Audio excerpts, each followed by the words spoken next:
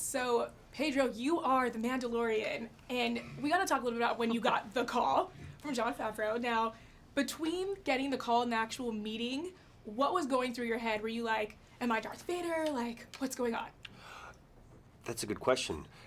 It all happened so fast as far as the initial introduction to the project was concerned.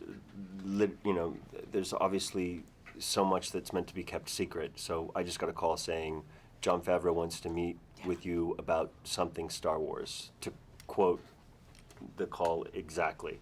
And so I just showed up, and I just wanted to meet Jon Favreau. Fanboy I think a lot of people do. Yeah. And I met Jon and Dave Filoni, and they brought me into like a conference room that was wall-to-wall story illustrations of something that was very clearly a Mandalorian-centric Star Wars project. But it had all of the most gorgeous creatures and settings and beautiful silhouettes that we can see behind us and everything, and the way that my imagination was completely activated, and I just turned into a little kid, and I wasn't even paying attention to what they were telling me, actually. I was just sort of like, oh, what's this over here, and oh, I remember that, and oh, you're gonna do this, and then finally I was like, so what do I Who am I? audition for?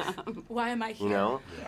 Voice acting is a very specific thing, and I don't know what you want me to do, and they seemed confused, and they pointed to an image very similar to this one, and they said, "You're the Mandalorian." Nice. And that's how it happened, and I said, "You nuts." So You're what was nuts. the most... Get You're outta nuts. here. There's no way I could do that. Well, speaking of being nuts, what was the most nuts thing you had to do as the Mandalorian? And for you guys also in the project, what kind of challenges did you have? You guys take this away. I've been yapping away. Well, no, keep yapping, man. I'm interested in hearing the story Everybody myself. weigh in before they cut me off. Okay, so the most nuts thing, the sets are constructed by brilliant people, but they're really constructed to look great. They're not constructed for human beings to be on this.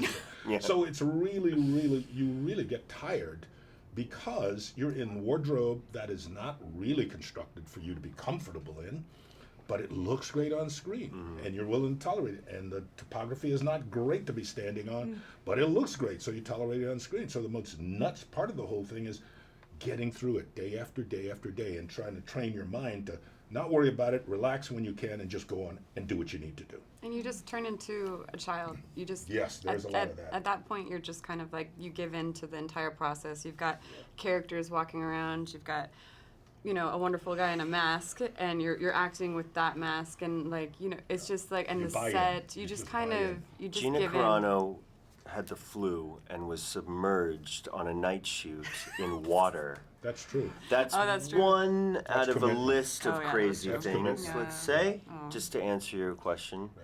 right? Yeah, I did. I got the flu, and I had to go into some water, and I think it was also because it was my last We day. were battling. Yeah, and it was my last Things. day. I think I was really Battling. sad that it was battling things. I think it was I was just really sad that it was my last day, and so I think I was emotionally got the flu that day.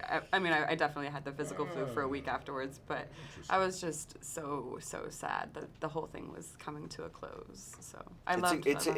It's a crazy set. It's a crazy shoot, and I think it's topping everything as far as a television experience is concerned. Absolutely. Awesome. Well, I'd like to thank you guys so much for your time. welcome. It's Thank great you to meet so all much. of you. Thank